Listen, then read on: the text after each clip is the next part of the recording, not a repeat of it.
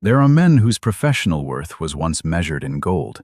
Studios competed for their schedules. Broadway houses erupted for them night after night. And yet when Hollywood's machinery finally finished with them, they were left holding nothing but fading memories and a resume the new generation could not be bothered to read. Clive Revill was exactly such a man. At his peak, in the late 1960s and early 1970s, he moved between London and New York and Los Angeles with the ease of someone who genuinely owned the cultural moment. Because for a brief, blazing window of time, he very nearly did. His voice alone was worth a fortune. Velvet on the surface, a razor beneath, capable of shifting accents and emotional registers mid-sentence with the controlled precision of a true craftsman. And yet, by the early 1980s, that same extraordinary instrument was calling into a room that had quietly, deliberately, emptied around him. The contrast staggers anyone who examines it with clear eyes. In 1963, his name was attached to one of Broadway's most celebrated seasons, a performance that critics described in terms they reserved for the rarest kind of theatrical talent, the kind that appears once in a generation and transforms an audience from the first moment it takes the stage. Directors pursued him across continents. Studios needed precisely what he could do. He was, by every serious professional measure, among the most technically accomplished character performers working in the English-speaking world. So what happened? Where did the professional fortune disappear? The goodwill, the industry relationships, the bankable reputation that should have carried him into the most powerful decade of his career? The answer, according to those who watched it unfold from the inside, is darker and more systemic than anyone in Hollywood ever chose to name aloud. Because the machine, you see, does not owe its servants loyalty. When Hollywood rewired itself after 1977, when a single space adventure rewrote the economics of the entire industry in a matter of months, it did so without a meeting, without a conversation, without an apology. It simply stopped returning calls. And the question that shadows Clive Revill's entire story is not a question about talent. It is about who decided, in some invisible boardroom, that his particular kind of talent was suddenly inconvenient, and why no one ever had the courage to say so to his face. What no one on the outside ever truly understood is that a character actor's fate was never decided by craft alone. It was decided by paper.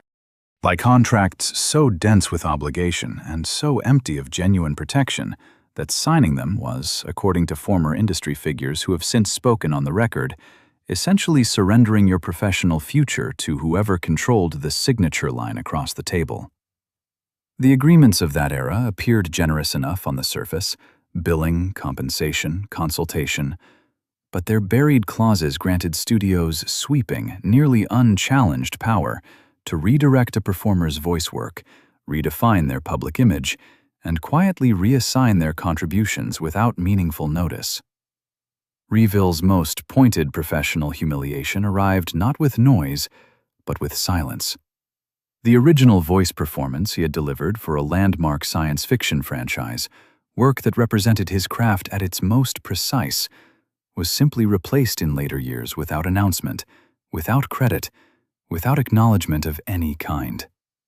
His voice. His specific, unrepeatable contribution, substituted as though it had never existed at all. Those who have since examined the contractual framework of that period confirm he had virtually no legal ground to stand on. The paper had seen to that long before the cameras rolled. But beneath the professional story, a darker question has always run quietly alongside it.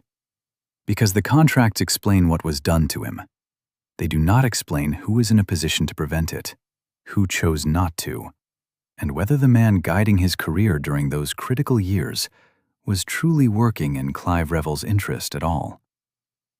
The name that surfaces most often in conversations about Clive Revill's career decisions during that pivotal period is one the broader public would not recognize. A figure who operated, as so many of the industry's most consequential players did, entirely behind the visible frame. Agents and managers of that era occupied a peculiar position of absolute power. They were the invisible architects of a performer's professional life, the ones who received the calls first, filtered the opportunities, negotiated the terms, and, crucially, decided which information ever reached their clients' ears at all. And according to sources who moved in those circles during the 1970s and early 1980s, not every performer who was losing ground during that transitional period was losing it purely because the industry had changed. Some were losing it because the people managing their interests had quietly begun managing the interests of other, more commercially convenient clients instead. The shift in Hollywood after 1977 was not simply aesthetic. It was financial on a scale the industry had never previously encountered. The blockbuster model did not just change what kinds of films were being made, it changed what kinds of people were being paid to make them, and what skills those people were expected to bring. The nuanced, verbally sophisticated character work that had made performers like Revill indispensable to directors such as Billy Wilder, the ability to inhabit a secondary role so completely that the weight of a scene could pivot on a single raised eyebrow, a precisely timed pause, a shift of register that told the audience everything without stating a word. That craft became, almost overnight, commercially inconvenient. The new cinema wanted scale. It wanted spectacle. It wanted faces recognizable from 60 feet away on a billboard, not the kind of chameleonic precision that revealed itself only at close range and in repeated viewings. And the agents knew it. That is the detail that tends to get lost in the comfortable narrative of industrial change, that the people whose job it was to advocate for performers like Revill understood the new landscape at least as well as the studios did, and in many cases, adjusted their own priorities accordingly, quietly redirecting their energy toward clients who fit the new commercial template. It was not, perhaps, a calculated betrayal in the dramatic sense. It may have been nothing more than the ordinary, pragmatic shifting of professional attention toward wherever the money was flowing most freely. But for a man of Revill's specific and irreplaceable gifts, the practical effect was indistinguishable from abandonment. The question that no one in his immediate circle appears to have asked, at least not aloud, and not in time to make a difference, is whether there existed a version of his career that could have survived the transition intact. Whether the right advocate, at the right moment, negotiating from a position of genuine strength, might have steered him toward the prestige theater work, the international productions, the early wave of quality British television that were actively seeking exactly his caliber of performer during those years. The opportunities were real. His talent was undiminished.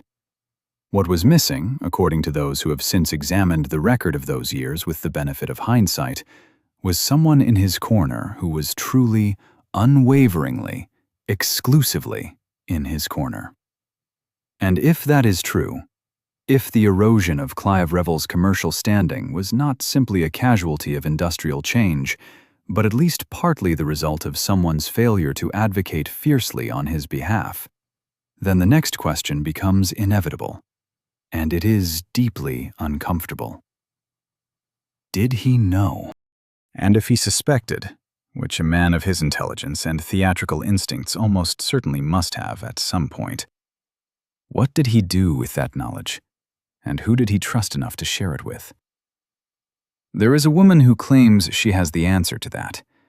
She worked on the periphery of his professional world for several years during the 1980s, not a central figure, not someone whose name appears in the press clippings or the industry directories of that period, but someone who was present at enough significant moments to have observed things that more prominent witnesses chose not to see, or chose not to remember.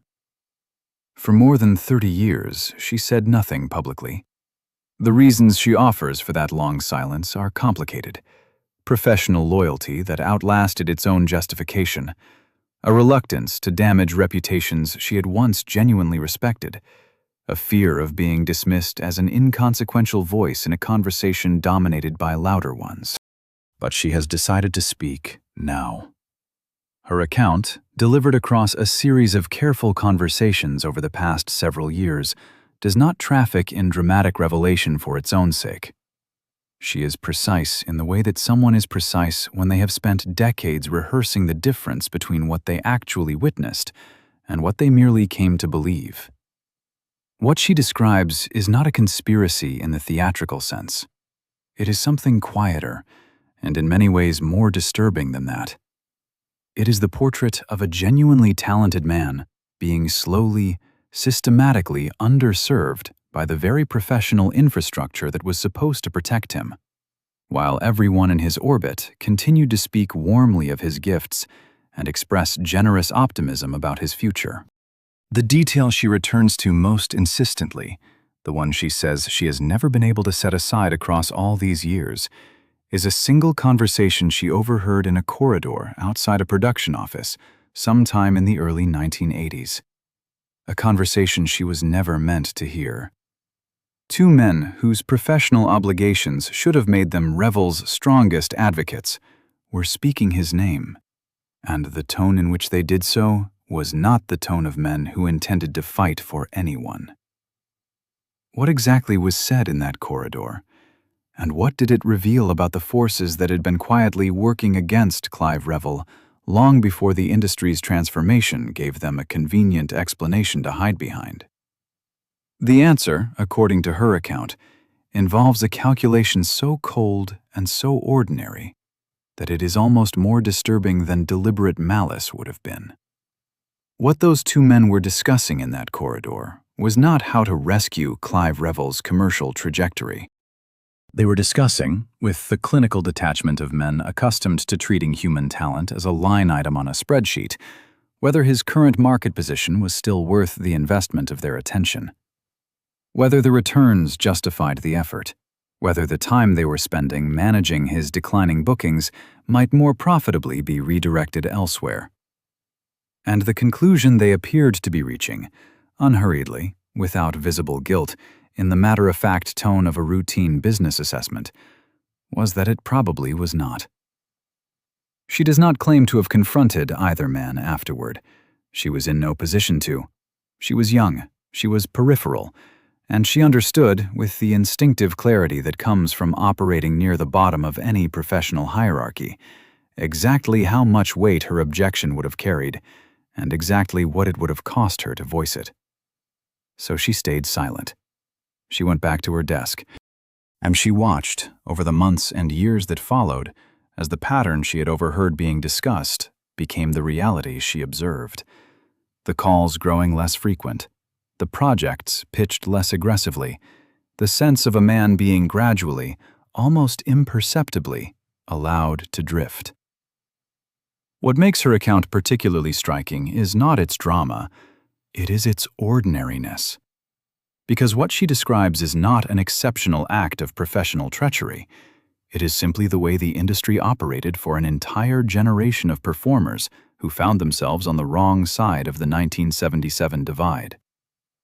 The blockbuster era did not destroy character actors through active persecution. It destroyed them through indifference, through the quiet withdrawal of advocacy, through the slow rerouting of industry attention toward more commercially reliable investments, through the accumulation of 100 small non-decisions that added up over time to a career rendered functionally invisible. And Clive Revill, for all his gifts, for all the technical mastery that had carried him from Wellington, New Zealand, to the stages of London and Broadway and the studio lots of Hollywood, he was not equipped to fight that particular kind of battle. He had been trained for excellence. He had spent decades perfecting the instruments of his craft, the voice, the timing, the physical intelligence, the ability to inhabit another human being so completely that the audience forgot they were watching a performance at all. He had not been trained for the grinding, humiliating, deeply undramatic work of maintaining commercial visibility in an industry that had quietly stopped looking in your direction. That was a different skill entirely, and it was a skill that nobody in all the years of his remarkable rise had ever thought to teach him. The cruelest dimension of his story is the timing. Consider what 1977 meant for a man who had spent the previous 15 years building precisely the kind of distinguished, versatile reputation that should have guaranteed him a position of permanence. He was in his late 40s, old enough to have earned his authority, young enough to have decades of powerful work still ahead. The roles that should have been arriving, complex supporting parts in serious films, the kind of deeply inhabited character work that rewarded experience and the technical confidence that only a lifetime on stage can produce, those roles were still being made. The directors who valued that caliber of performance still existed and were still working. But between Revill and those opportunities stood the machinery of representation and industry relationship. And that machinery, according to everything the available record suggests, was no longer operating on his behalf with anything approaching the urgency his standing warranted. There is a social arithmetic to what happened to him that becomes visible only when you step back far enough to see the whole picture. While Revill's commercial profile was quietly contracting during the late 1970s and early 1980s, the performers who were ascending were, almost without exception, younger and less trained in the classical sense. They were far more easily packaged for the franchise-driven, spectacle-oriented market the studios were now so aggressively pursuing. The gap between what Revill represented and what the industry now wanted was not a gap of talent. It was a gap of category.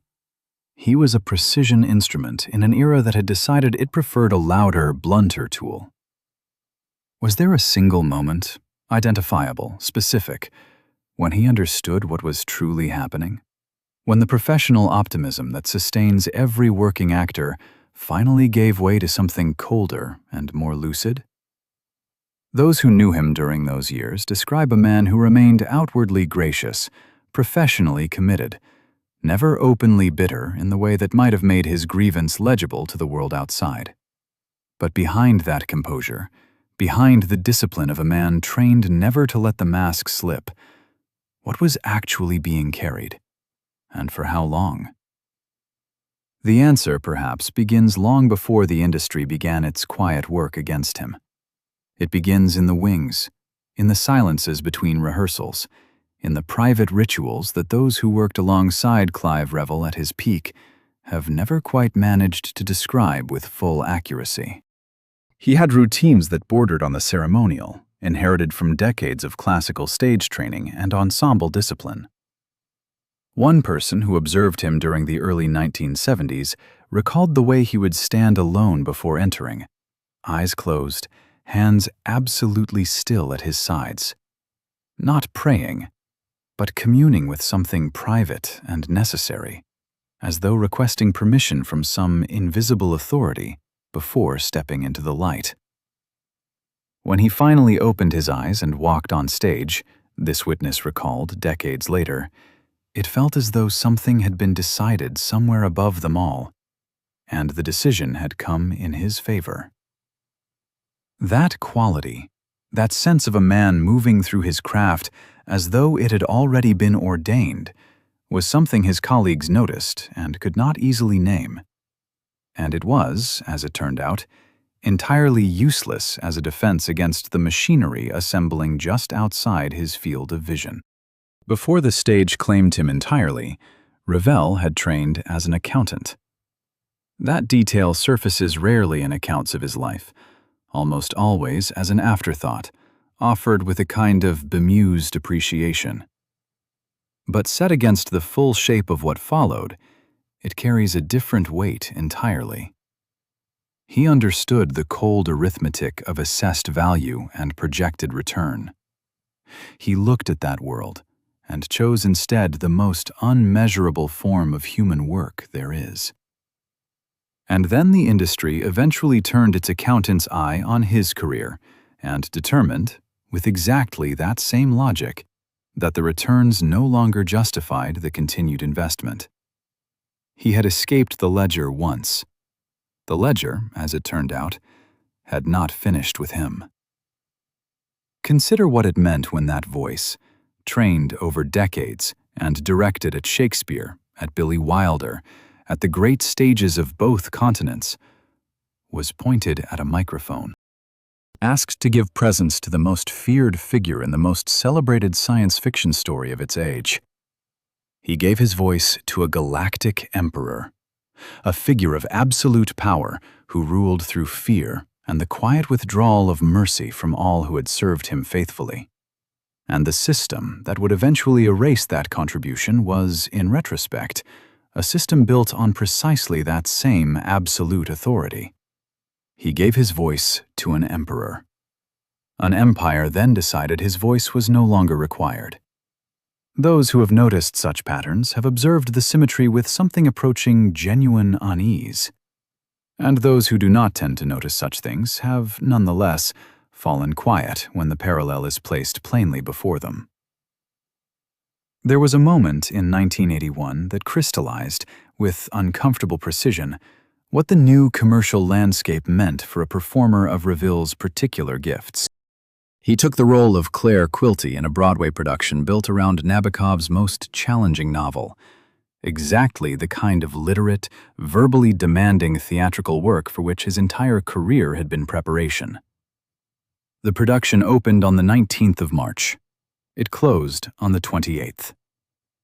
9 days, 9 audiences. A serious project with serious talent and serious material, met by the new market with something approaching complete indifference.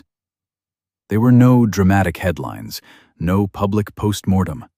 The production closed, the industry moved to the next event, and Revill moved with it, outwardly composed, professionally intact, without visible complaint.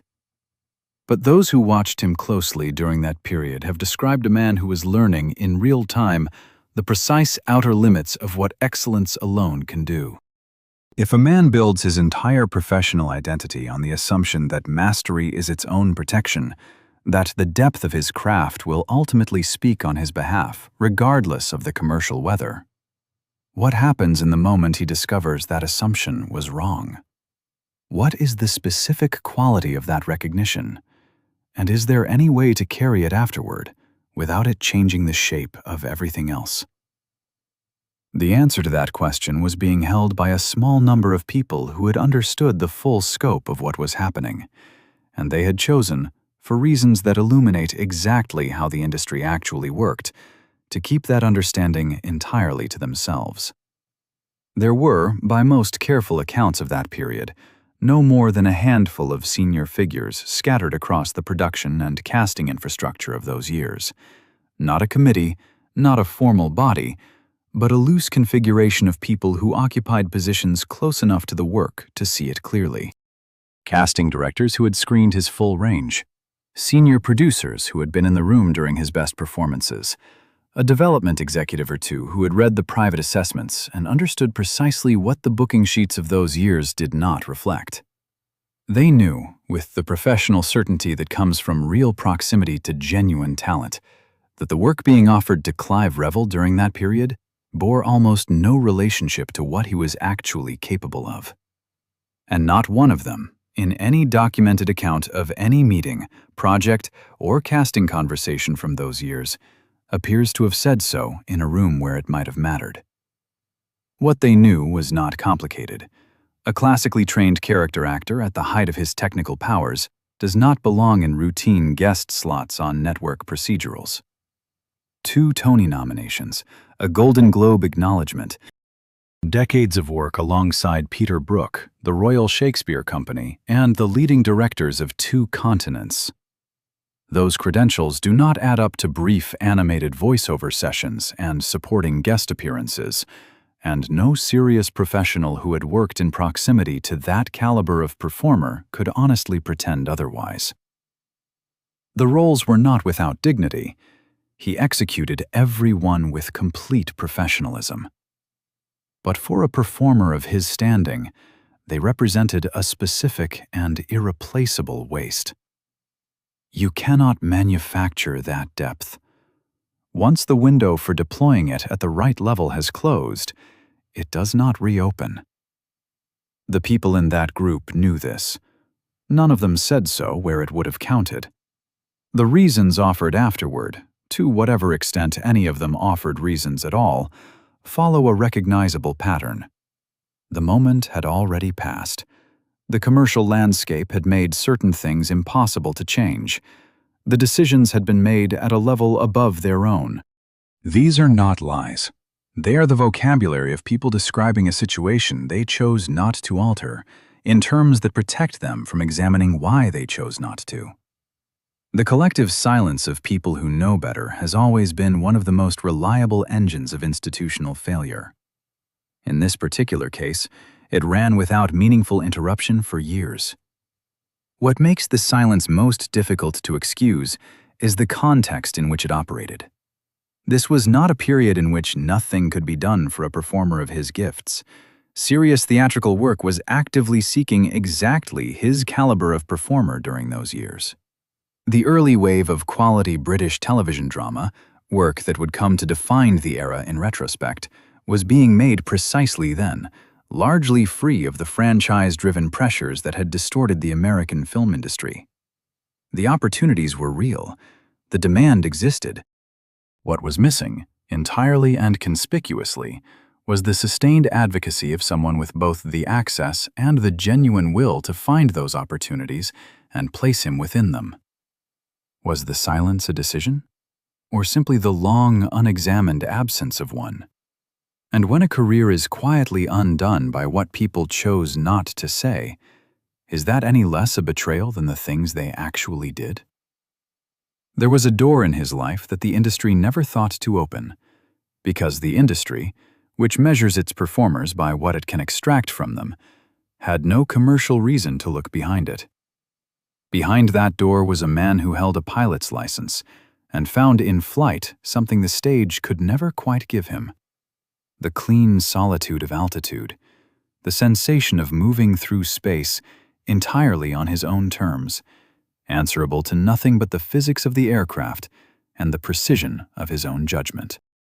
Those who knew him in that register, not the professional world but the private one, have described someone who sought that particular kind of unwitnessed freedom with increasing regularity during his most professionally pressured years. The frequency, they suggest, tells you something important about what the professional world was costing him by then. He had been married twice. The first marriage did not survive the sustained demands of a career that pulled him between continents for most of the decade in which it had formed. The second, which began in 1978, produced his daughter Kate, and also eventually ended. There is no scandal here in the conventional sense, no public confrontation, no tabloid revelation, no dramatic rupture that entered the historical record. What the record suggests instead is a man whose private life kept reshaping itself during the same years that his professional one was contracting. Both processes ran in parallel. Each required the kind of interior attention that a person in more settled circumstances might have distributed more easily between them. The pilot's license is the detail that stays with you once you understand its context. Consider what flight represents for a man whose entire professional formation had been built around presence, around the obligation to be totally, physically, emotionally available to other people at every moment of performance. The stage is perhaps the most communal art form there is. It demands the full surrender of individual privacy to a shared experience. The aircraft asks something entirely opposite. It demands presence only to yourself, to the instruments, to the physical facts of the moment. No audience, no ensemble, no invisible contract between your interiority and someone else's need. A man who sought that specific solitude with increasing regularity during his most professionally difficult years was carrying something he had not found another way to set down.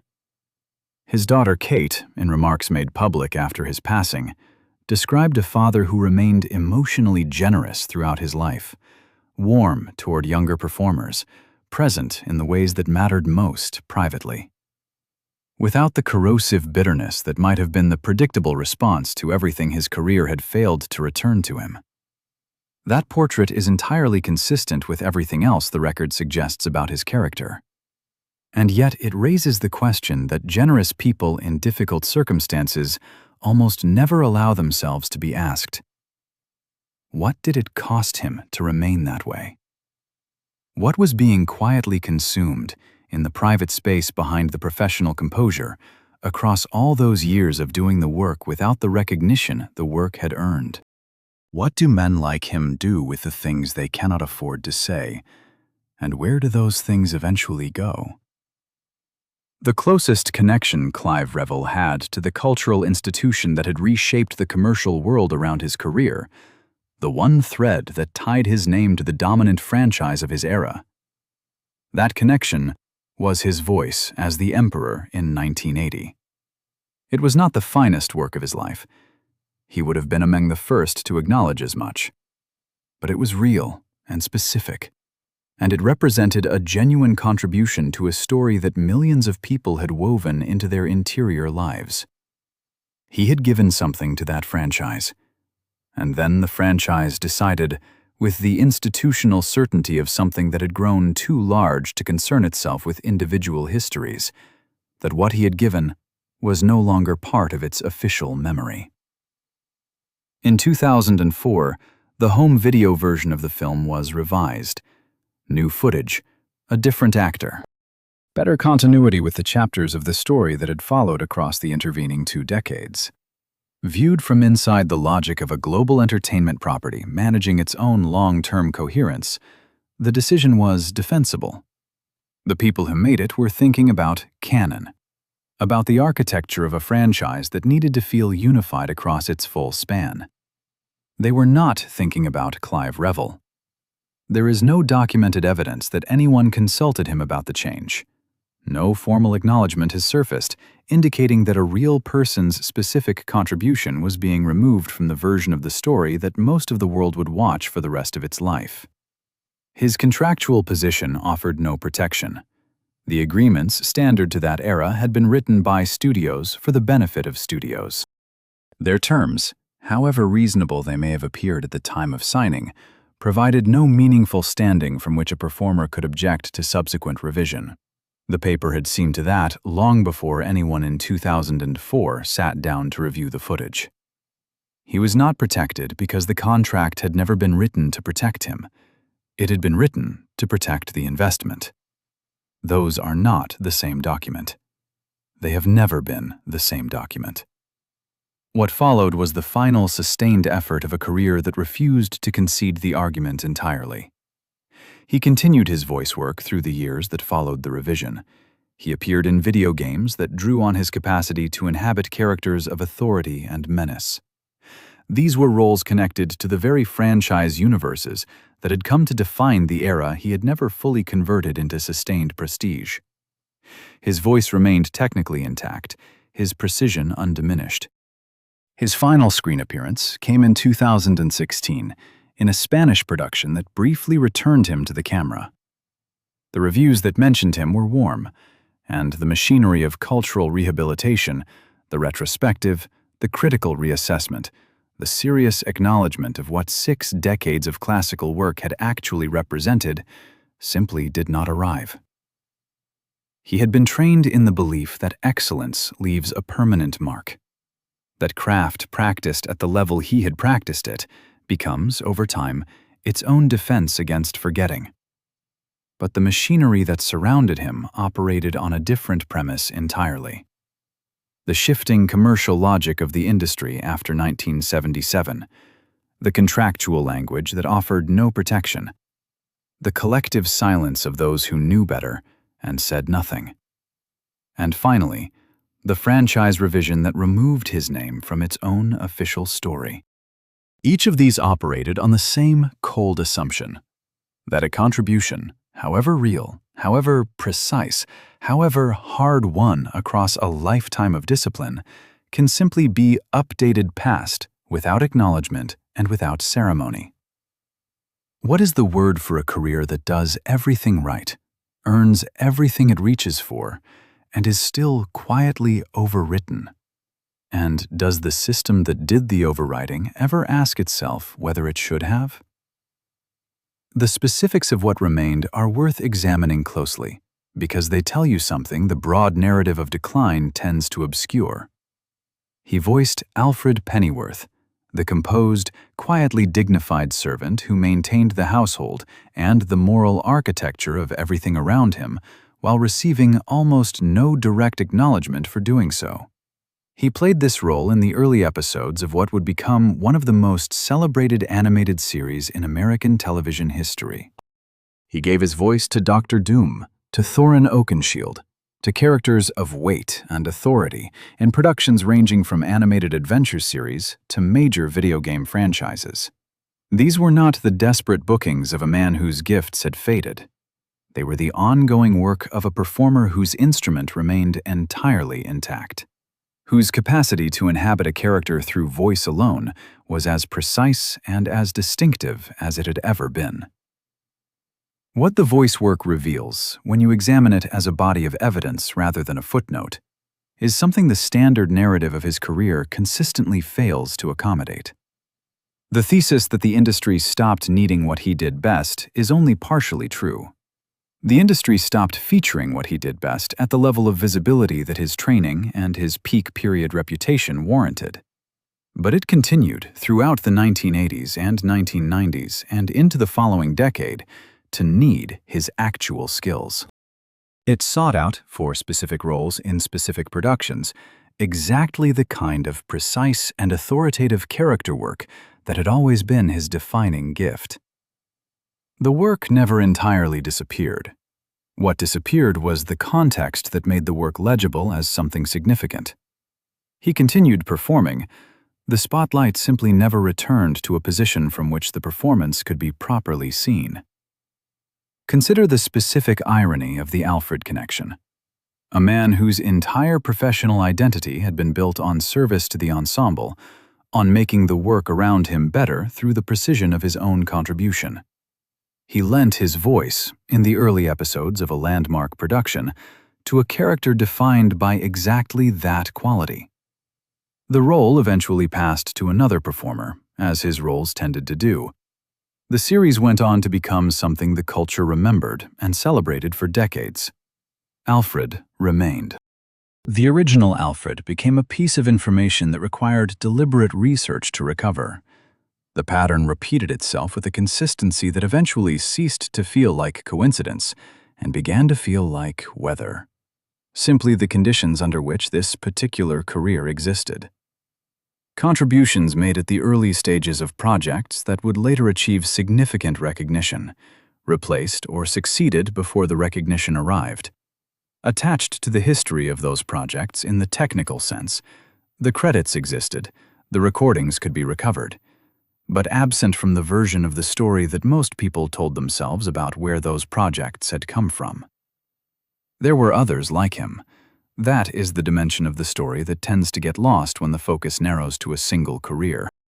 An entire generation of classically trained character performers, men and women who had come up through repertory theater, through the discipline of ensemble work, through the slow and unglamorous discipline that genuine screen and stage character acting requires, found themselves navigating the same transition, the same narrowing, the same gradual redirection toward formats that used their gifts without honoring them. The blockbuster era did not invent the undervaluing of character work, but it industrialized it, gave it an economic logic so dominant and so self-reinforcing that objection became structurally impossible. The machine did not need to be cruel. It only needed to be indifferent. And it was indifferent with extraordinary consistency.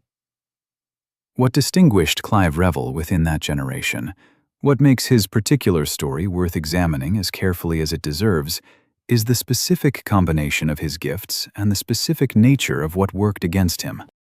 A performer of lesser ability might have found the transition less painful in a certain sense. There would have been less distance between what was being asked and what he was capable of giving. A performer with a more commercially convenient skill set might have absorbed the shock of the post-1977 landscape and found a stable footing within its new priorities. Revill had too much to give for the available containers. and the containers available to him were never large enough to show what was actually being poured into them. What does a career like his finally mean? And who is responsible for ensuring that the answer to that question becomes part of the historical record, rather than another thing the system quietly allows to drift? The answer to that responsibility never arrived from the industry that owed it.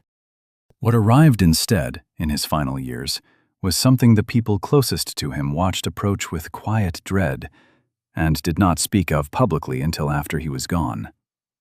There are accounts, none of them contested, all of them offered by those who knew him, that describe a man whose relationship with language had begun to change in ways that could not be explained by ordinary aging. The thing that was leaving him was not simply memory in the general sense.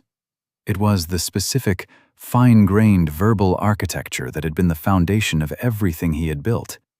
The ability to hold a line of text with perfect fidelity. The capacity to shift registers mid-sentence with controlled precision. The instrument that had given voice to emperors and Fagins and Marat and a dozen other characters.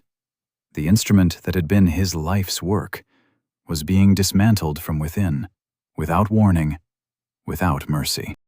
Without the slightest acknowledgement of what it had represented or what its loss would mean. Dementia is a thief that specializes in taking the things a person most values about themselves. For a carpenter, it takes the hands. For a mathematician, it takes the pattern recognition. For a man who had built his entire identity on verbal precision, on the ability to hear a text and reproduce it with complete technical command, it took the very thing that had made him irreplaceable. His daughter Kate, who set aside her own life to be present with him through those final years, has described watching a man who retained warmth and generosity long after many other things had gone. He remained recognizably himself in the ways that mattered most between people. But the professional self, the artist, the craftsman, the technician of 100 roles, that self was no longer fully accessible to him. What no one in the wider world knew, or would know until after his passing, was the specific cruelty of what that decline meant for a man like this. Not just capability, but relationship. The relationship between a performer and the body of work that had given his life its meaning.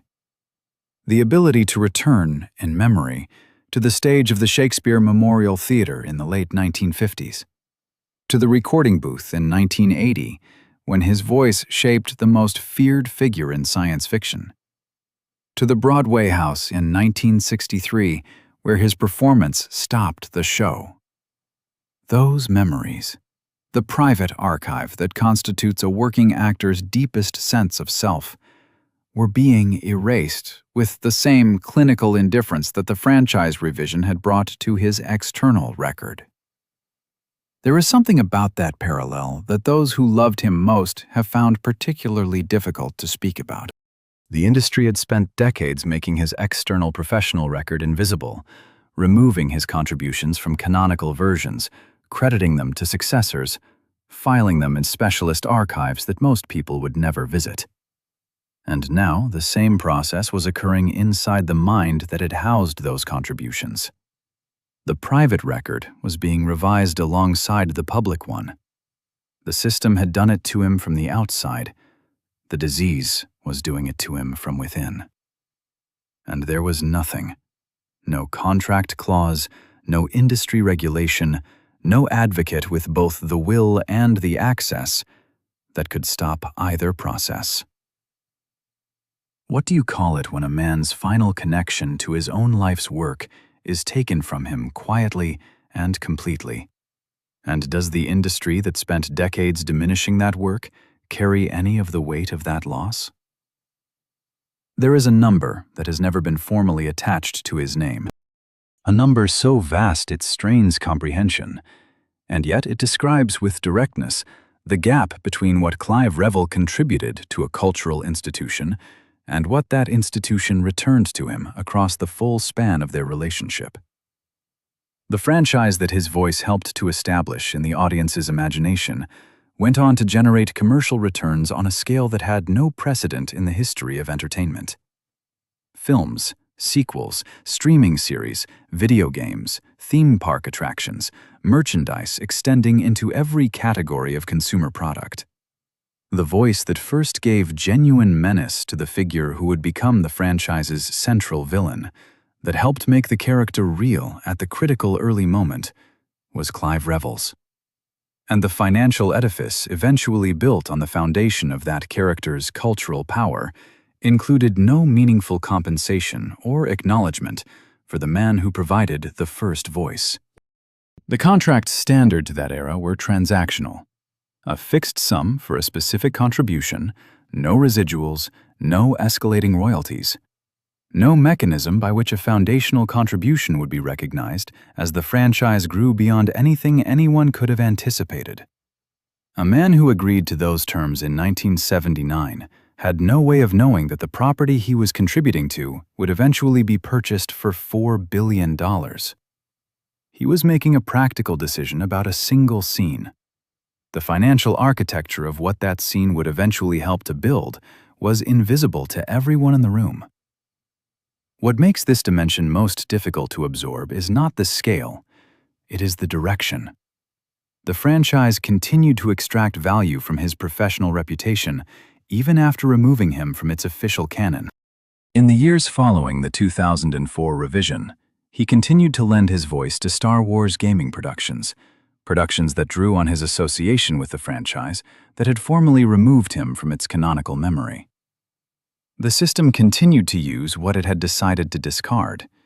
His name appeared in gaming credits connected to a franchise whose official home video version no longer recognized his foundational contribution. The right hand of that entertainment property did not appear to know, or did not appear to care, what the left hand had already decided about his place in its history. Does the story of what Clive Revill was paid for what he gave differ, in any meaningful way, from the story of what the industry decided his contribution was actually worth? And does anyone in that industry still live comfortably with the difference? There is a pattern in this story that resists comfortable explanation. Not because it requires supernatural interpretation, it does not, but because the precision of its repetition across different contexts, different decades, and different formats begins to feel less like professional circumstance and more like something structural. Consider the woman who stood beside him in that original scene, the performer whose physical presence gave the character its body, while his voice gave it its authority. Her name was Marjorie Eaton. She was an experienced character actress, in her 80s when she played the physical emperor for the hologram scene in 1980. Her contribution to one of cinema's most recognizable characters was replaced alongside Revill's in the 2004 revision. The character was rebuilt from both of them simultaneously. Two performers, erased in tandem. The franchise moved forward. Their combined contribution became archival. The pattern continued across his later career with a consistency that those who tracked it most carefully have struggled to fully characterize. Alfred Pennyworth, replaced in the animated series after his early episodes, the voice work he provided for productions that went on to achieve lasting cultural recognition superseded, in most cases, before the recognition arrived. The video game roles that kept him working in franchise universes that had officially moved past his canonical contributions. Each instance individually explicable. The accumulation of all of them together? Harder to dismiss as simple professional circumstance. Fan communities that encountered his story in the years following his passing sometimes reached for a word usually reserved for the mythological. They called it a curse. Meant almost affectionately. The curse of the man who arrives first and is replaced by the definitive version. The Pete Best of more than one franchise. The original voice that the story eventually decided to tell differently. What they were actually naming, imprecisely but not inaccurately, was something real about the economics of cultural memory in the franchise era. The system does not build monuments to its early contributors. It builds monuments to its final, canonical versions. The man who came first, who did the foundational work, who established the initial impression in the audience's mind, belongs to the working record, not the shrine. His name is in the database, his voice is in the archive, but the story the franchise tells about itself does not include him in any version that most of the world will ever encounter. The archive and the shrine are not the same place. One is where things are stored, the other is where they are remembered. For Clive Revill, that distinction was not abstract. It was the full measure of what the system took from him, and the full measure of what the system has never seen any reason to return. Is there any version of justice that addresses what happens to the people who come first? Or has the franchise era simply made that particular silence permanent and unremarkable?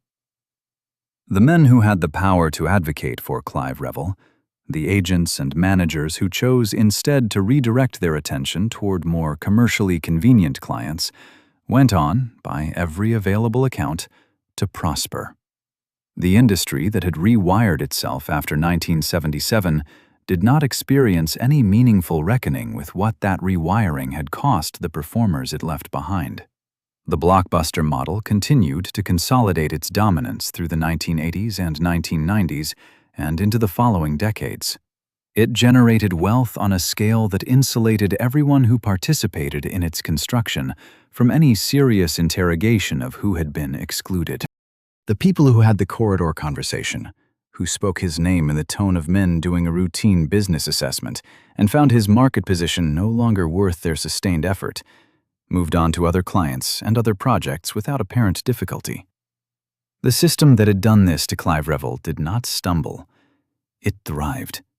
The franchise that replaced his voice was acquired in 2012 for $4 billion. The empire that his original emperor had helped to establish in the audience's imagination expanded into one of the largest entertainment properties in human history.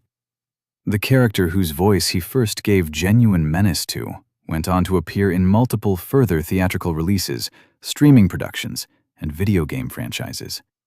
The commercial returns generated by that character bore no relationship to anything anyone had imagined in 1980, when a man sat down in front of a microphone and gave an emperor his voice. His contribution was the original. The industry treated it as a rough draft. At the age of 94, after years in which his daughter Kate remained by his side through the long and gentle dissolution of his final chapter, Clive Revill's journey came to its close in Sherman Oaks, California. He had arrived in the world in Wellington, New Zealand, and he left it in the city that had once competed for his time and eventually stopped returning his calls. He was survived by his daughter, who had chosen to be present with him rather than leave him to a silence that the world had already become very practiced at maintaining. The tributes that followed were warm and numerous. They focused almost entirely on his Star Wars role, on the replaced voice, on the erased minute.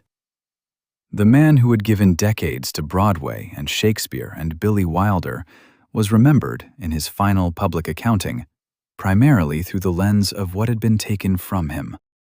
The world mourned his erasure by reproducing it. There is a question at the center of this story that the industry has never been asked to answer. Not whether Clive Revill was talented, that was never in doubt. Not whether the blockbuster era treated character actors fairly, the evidence is unambiguous. The question is whether the system that builds its cultural power on foundational contributions has any obligation, moral rather than merely legal, to acknowledge what those contributions were actually worth. Whether the arc of cultural memory has any responsibility to curve back toward the original. Whether the man who comes first deserves something more, from the story he helped to begin, than a footnote and an archive entry and a tribute that mourns his erasure by repeating it. He did everything the craft demanded. He trained for decades. He served every ensemble he joined with complete fidelity. He built a reputation that the industry's most respected figures described in terms they reserved for the rarest kind of talent. He could not make the industry change its priorities around him. He could not force the people whose job was to protect his interests to actually do so. He could not stop the franchise from updating past the version of the story that included him. He simply performed, with everything he had, for 66 years. And then, the world remembered him for the 1 minute it had officially decided to delete. Friends, what do you really think about Clive Revill? Was he a victim of a system rigged against him from the start? Or do you believe there was something he could have done differently, somewhere in all those years, to protect what he had built? So many of you watching this know exactly what his story feels like from the inside. You built something with your hands and your minds and your decades of discipline. Then the world changed around you, without warning, without apology, without anyone having the courage to acknowledge what was being lost. Tell us what you think. Write it in the comments. Tell us whether people in your city still remember Clive Revill and whether you believe his full story has ever actually been told. If you think that the people who do the foundational work deserve to be remembered for more than the minute that was taken from them, like this video and subscribe. Because the next time the system tries to quietly overwrite someone, there should be enough of us watching to notice. Because the system that erases people works most efficiently when no one names it.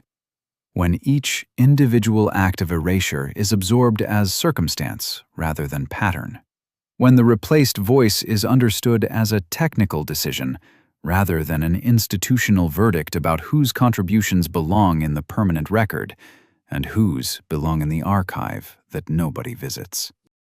Clive Revill's story matters, not because he was the only one, but because he was exemplary.